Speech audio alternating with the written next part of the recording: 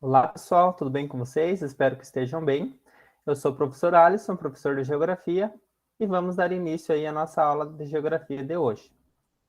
Para hoje, eu preparei aí para nós fazermos a discussão e a correção das questões de Geografia que foram cobradas aí no vestibular de primavera da UEPG 2021, o último vestibular que teve.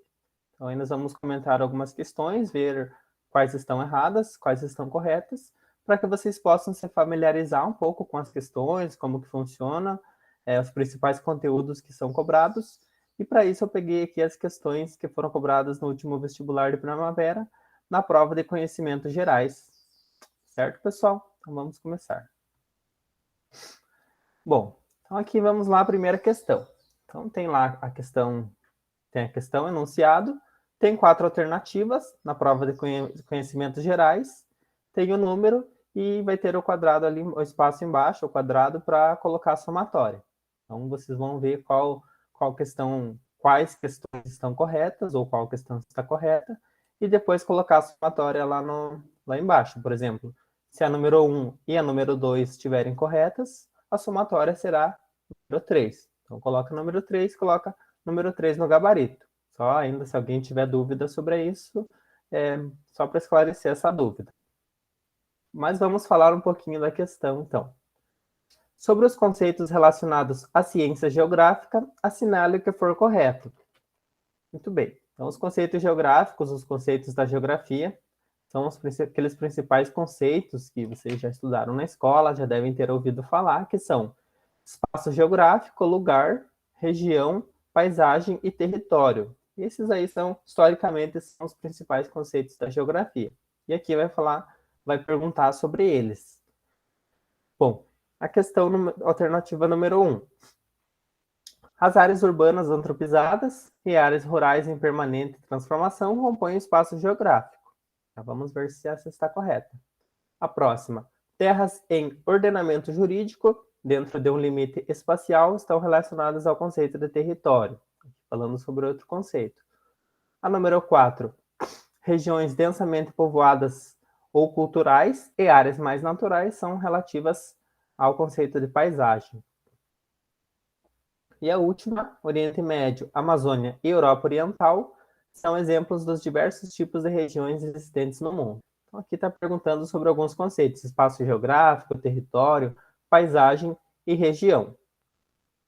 Bom, aqui todas estão corretas. Logo, a somatória correta é a número 15. Mas vamos comentar elas. A número 1, áreas urbanas antropizadas e áreas rurais em permanente transformação, está falando que compõe o espaço geográfico.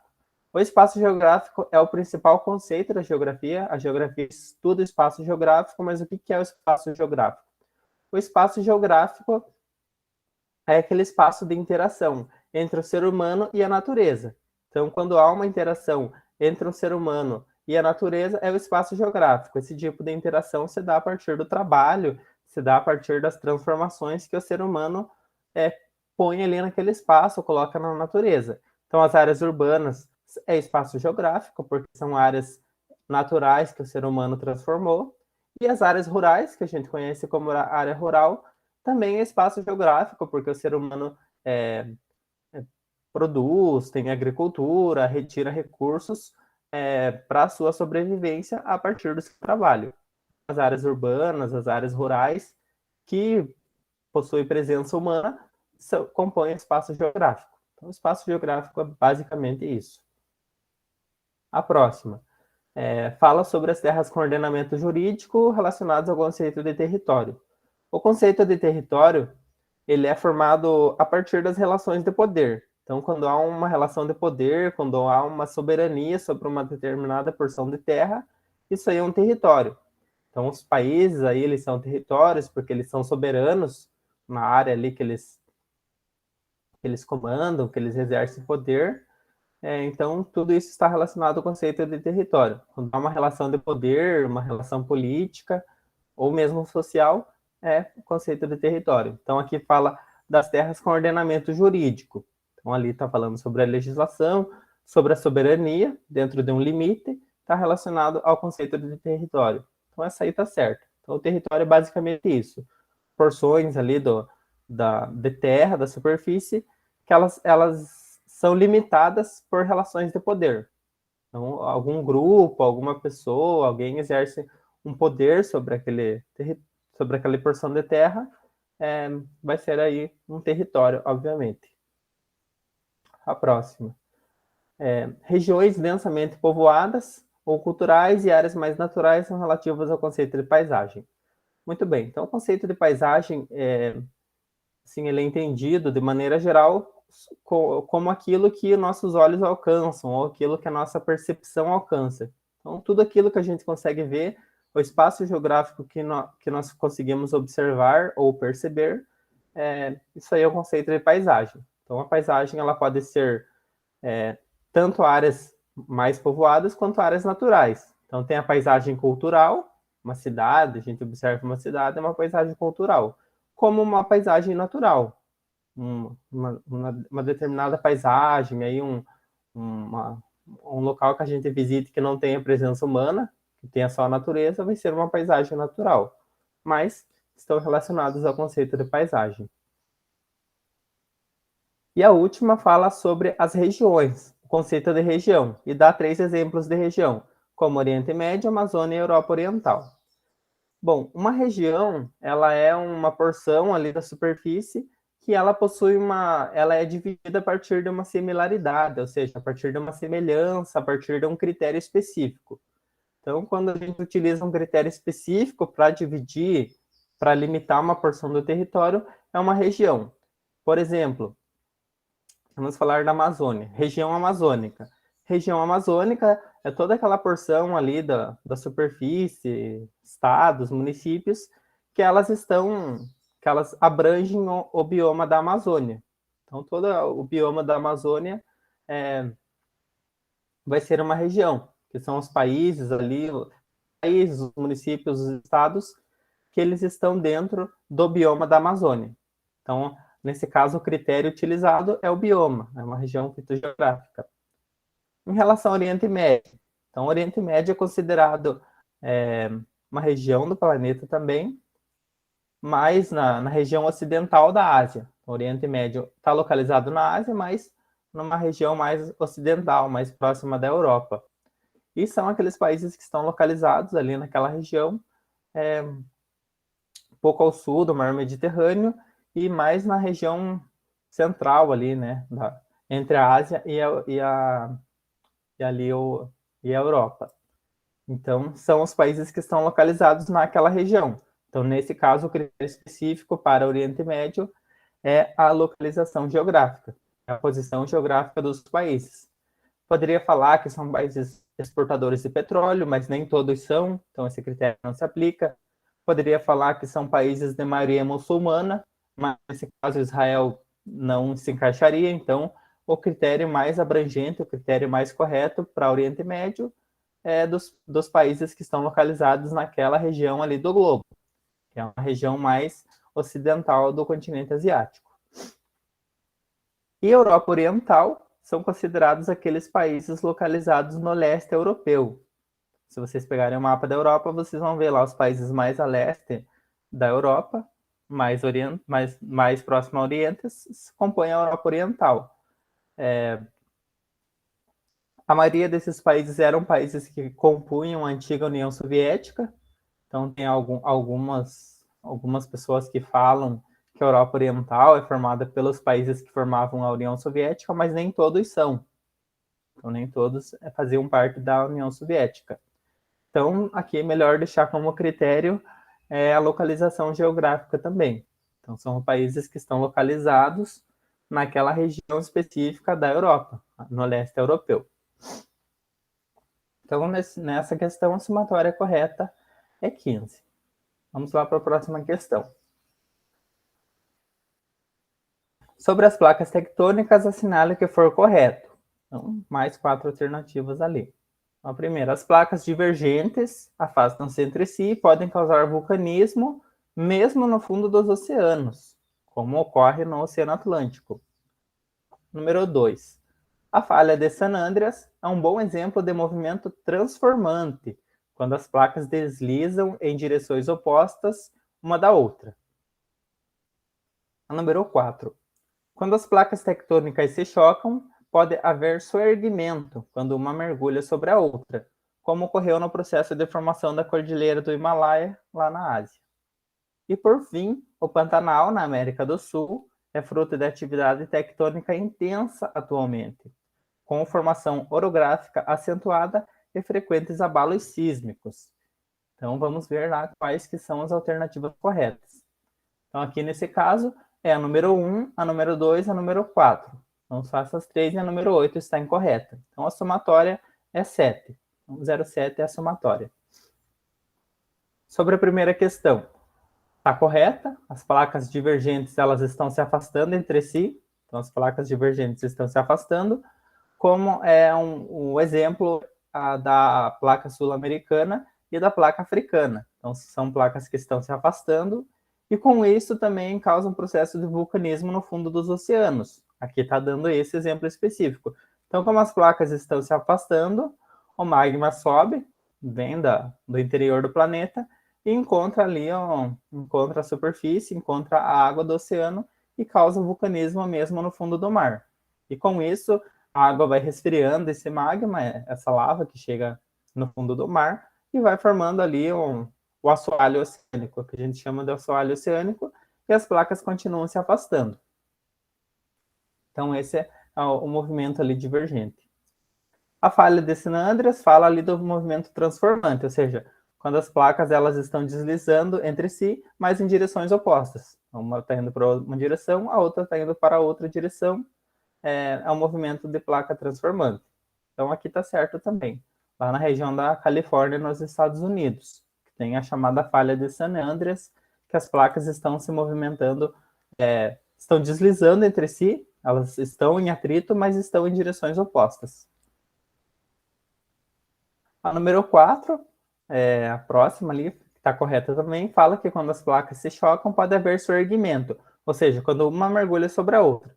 Então, quando uma placa ela mergulha sobre a outra, uma vai acabar soerguendo e vai acabar formando uma cordilheira, vai acabar formando montanhas. Como ali é o exemplo da cordilheira do Himalaia, na Ásia, e o exemplo um outro exemplo, a cordilheira dos Andes, na América do Sul. Então, são placas que elas se chocam, uma acaba tendo um movimento de ir embaixo da outra e soerguendo uma das placas, fazendo a formação de montanhas, processo de formação de montanhas. E, por fim, fala sobre o Pantanal, na América do Sul, que é fruto da atividade tectônica intensa, que está errado, né? Então, ela fala ali sobre formação orográfica acentuada. Então, o que é formação orográfica? Formação de montanhas, basicamente a formação de montanhas. Então, o Pantanal é uma planície, não tem formação de montanhas, então, e não tem frequentes abalos sísmicos também, porque é uma região que está localizada bem no centro da placa sul-americana, e os abalos sísmicos, os terremotos, eles acontecem principalmente nas bordas das placas, que é onde as placas estão em contato. Então, praticamente não acontecem abalos sísmicos na região do Pantanal. Então, estava errado. Vou falar um pouquinho da próxima questão. Aqui fala sobre os aspectos da geografia física da região sul do Brasil. Bom, aqui nós temos questões bem variadas na prova nas questões de geografia de conhecimentos gerais. Aqui sobre a geografia física, elas sempre procuram falar de aspectos físicos, aspectos sociais, como subdesenvolvimento, da geografia física mesmo, sobre clima, relevo, e do Brasil, algumas caem até sobre o Paraná. Vamos falar aqui sobre essa. Primeira alternativa. O Pantanal, no sul do país, está representado na bacia do rio Paraná, notadamente no oeste do estado do Paraná, com planícies de alagamento durante os meses de cheia. Então, essa é a primeira. A próxima. Além dos Campos Gerais, no estado do Paraná, campos com espécies herbáceas e gramíneas também estão presentes nos pampas da chamada região, na chamada Campanha Gaúcha, né, que é uma região mais ao sul do Rio Grande do Sul. A número 4 fala sobre o bioma da Mata Atlântica, que está presente nos 3 estados da região sul do país. Entretanto, ele foi bastante degradado por atividades humanas. E por fim, a número 8 refere-se à formação de serras, que as serras estão presentes no estado do Paraná, como exemplo da Serra do Mar, e no Rio Grande do Sul, com a Serra Gaúcha, mas não está presente no estado de Santa Catarina. O estado de Santa Catarina não possui serras. E vamos aí dar uma olhada, vamos ver quais questões que estão corretas.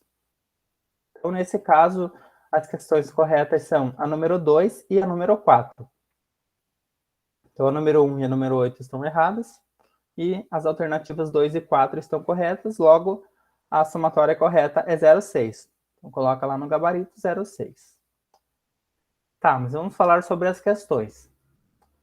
A primeira, o Pantanal no sul do país está representado na bacia do Rio Paraná. Então aqui já começa errado, porque o Pantanal ele não está na região sul do país. O Pantanal ele fica localizado, é um bioma localizado entre o Mato Grosso e o Mato Grosso do Sul, também pega algumas partes do Paraguai e da Bolívia. Mas no Brasil ele está localizado entre o Mato Grosso e o Mato Grosso do Sul.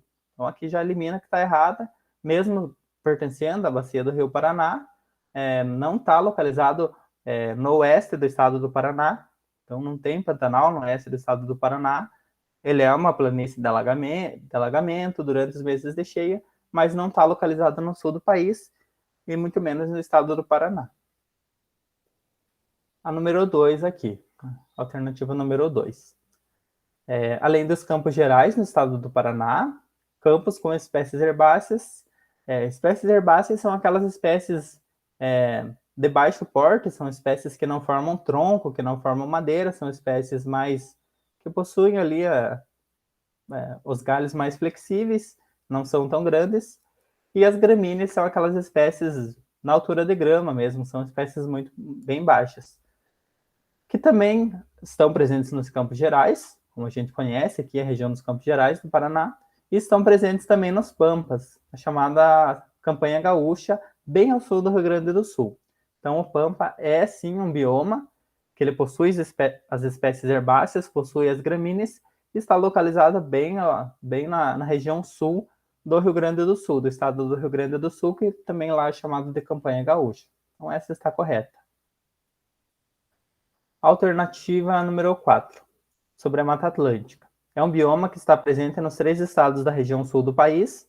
Então, está correta, a Mata Atlântica ela é um bioma que está localizado nos 3 estados, além de estar distribuído por quase todo o litoral do país. E ele foi bastante degradado por atividades humanas. Está correto também. É um dos biomas mais devastados, que foi mais explorado ao longo dos séculos, desde o princípio da colonização, não só no sul do país, mas praticamente todos os estados que possuem a Mata Atlântica, ela está muito alterada, muito devastada pelas atividades humanas, pela urbanização, pela extração de madeira aí ao longo dos séculos. E por fim, a alternativa 8, que está errada, obviamente, fala que a formação de serras está presente no estado do Paraná. Aqui está certo, a Serra do Mar, nós conhecemos a Serra do Mar, como exemplo, e no Rio Grande do Sul como a Serra Gaúcha. Está certo também. Porém, fala que o estado de Santa Catarina não possui regiões de serras. Aqui está o erro, porque o estado de Santa Catarina possui sim regiões de serras, possui a Serra Catarinense, possui municípios na Serra Catarinense que na época de inverno são municípios aí que atingem temperaturas negativas, até com presença de neve, porque são municípios localizados na região serrana e são municípios aí mais altos, são municípios ao sul do país que acabam tendo temperaturas negativas, congeadas e com neve na época da estação de inverno. Então, essa daqui estava errada. Então, a somatória correta dessa daqui é 0,6. Então, vamos para a próxima questão. É o número ali 44, do vestibular. Sobre o tema do subdesenvolvimento no planeta, assinale que for correto. Então, aqui eu falei para vocês que caem questões variadas. Aqui já está falando sobre o subdesenvolvimento no planeta. Já não está falando ali no Brasil, está falando sobre uma questão mais social, que é o subdesenvolvimento. Vamos ver. A primeira alternativa. A África subsaariana é uma das regiões do mundo que apresenta índices sociais muito baixos, com problemas políticos e climáticos graves. O Índice de Desenvolvimento Humano, também conhecemos como IDH, foi criado pela ONU como medida para o grau de progresso das sociedades humanas ou dos países, focando em aspectos de saúde, escolarização e renda. Também diz que o Afeganistão, na Ásia, apresenta baixo IDH segundo as Nações Unidas. A próxima, número 4. O Haiti, envolvido em convulsão social grave, é um dos países menos desenvolvidos do continente africano. E, por fim, a última, não há relação entre guerras civis, comércio de armas e subdesenvolvimento na África.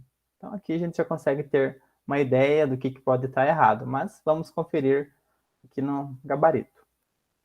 Então, a número 1 e a número 2 estão corretas, e a número 4 e a número 8 estão erradas. Logo, a somatória é 0,3. Mas vamos ver por que é 0,3. Então, a primeira lá. A África subsaariana. O que é a África subsaariana? São os países do continente africano que estão localizados abaixo do deserto do Saara, ou melhor, ao sul do deserto do Saara. Então, são aqueles países, todos aqueles países localizados ao sul do deserto do Saara compõem a África subsaariana.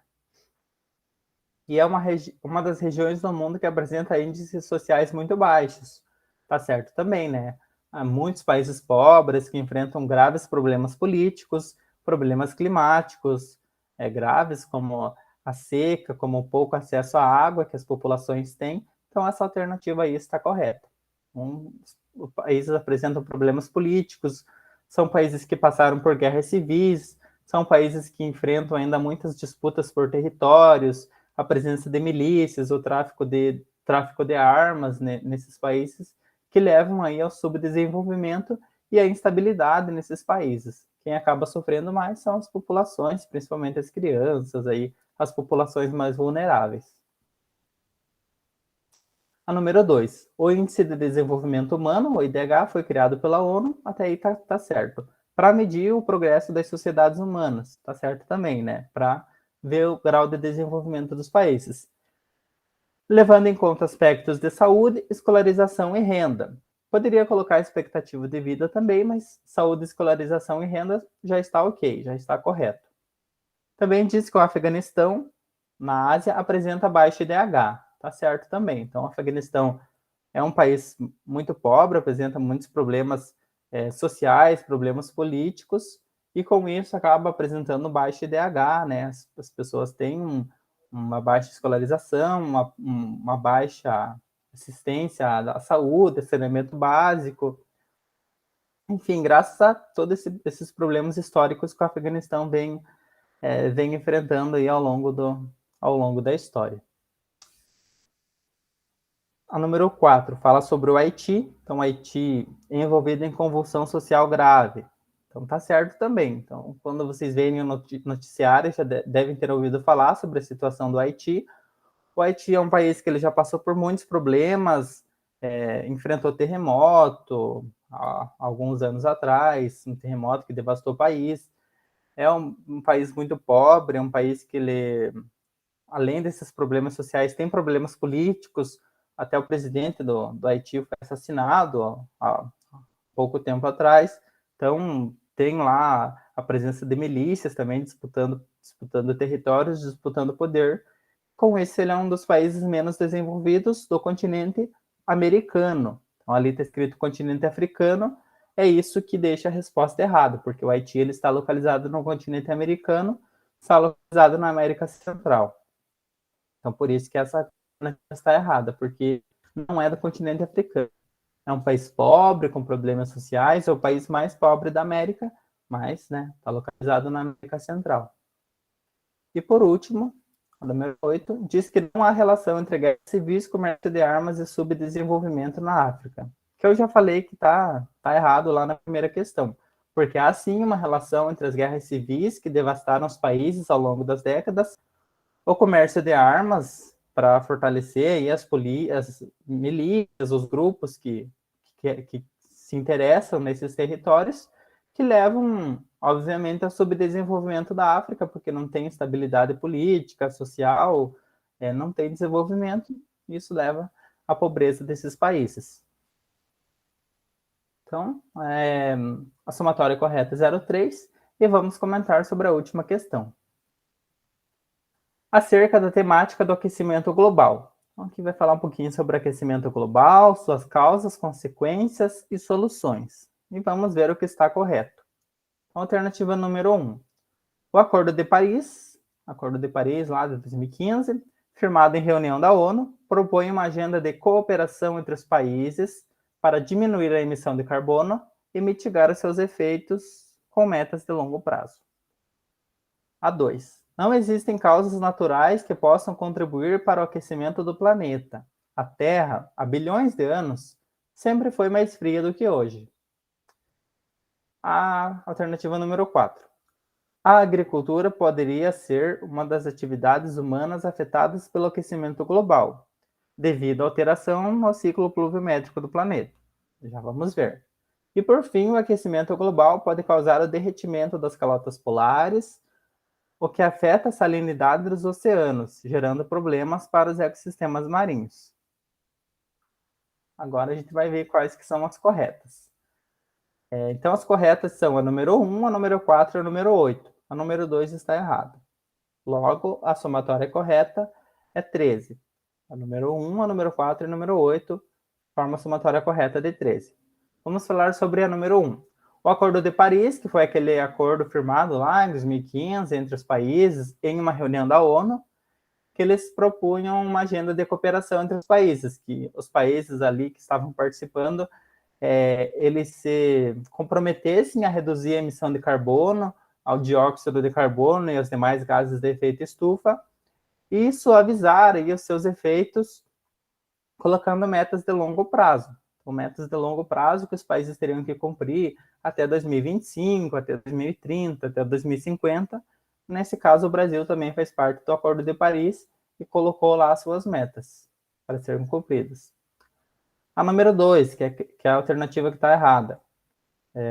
Não existem causas naturais que possam contribuir para o aquecimento do planeta. Então, aqui já está errado, porque existem sim causas naturais que possam contribuir para o aquecimento do planeta.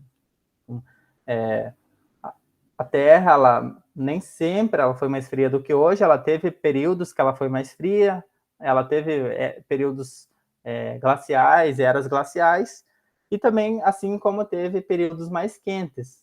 Então, teve períodos de vulcanismo intenso que levaram ao aquecimento do planeta. Então, o vulcanismo é uma causa natural que contribui para o aquecimento do planeta. Há milhões de anos atrás, tiveram processos de vulcanismo que levaram ao aquecimento do planeta, que levaram, inclusive, a algumas extinções em massa aí no nosso planeta. Então, o nosso planeta já passou por diversos tipos de clima, desde climas mais quentes até climas mais frios do que hoje. Então, essa alternativa aqui está errada. A número 4. A agricultura poderia ser uma das atividades humanas afetadas pelo aquecimento global. Está certo também, porque se mudar o ciclo pluviométrico, ou seja, o ciclo das chuvas, se mudar a distribuição das chuvas no planeta, pode afetar a agricultura também. Agriculturas, os cultivos que estão acostumados a uma determinada quantidade de chuva podem ser alteradas, podem ser comprometidas, podem sofrer com essa alteração do ciclo pluviométrico. Como assim? Quando a chuva ela deixa de cair numa determinada região, ela passa a se concentrar em outra região, então uma região ela torna-se mais seca, a agricultura é que vai acabar sendo afetada. Então, aí só um exemplo. E, por fim, fala que o aquecimento global ele pode causar derretimento das calotas polares, o que está correto, o que pode afetar a salinidade dos oceanos. Então, aqui falando sobre a salinidade, nós podemos entender principalmente o Polo Sul. Então, a Antártica, principalmente formada ali pelo gelo de água doce, aquela água congelada que é a água que está em cima do continente, que é a água doce. Então, se essa água ela acabar derretendo, ela vai para o mar, ela vai para o oceano e vai acabar gerando problemas para os ecossistemas marinhos. Por quê? Porque essa salinidade vai ser alterada e os peixes, os animais marinhos que vivem naquela região podem acabar morrendo, podem acabar migrando para outros lugares que vai acabar gerando uma competição com outras espécies em outras regiões do mar, e com isso vai afetar todo o ecossistema marinho. Vai afetar o ecossistema, algumas espécies podem entrar em contato, espécies que não tinham contato, e com isso gerar um desequilíbrio no ecossistema. Bom, essas eram as alternativas eram as questões da geografia do último vestibular aí de 2021, vestibular de primavera, se não me engano. E essas aí eram as principais, eram as questões de geografia. Isso mesmo, vestibular de primavera de 2021.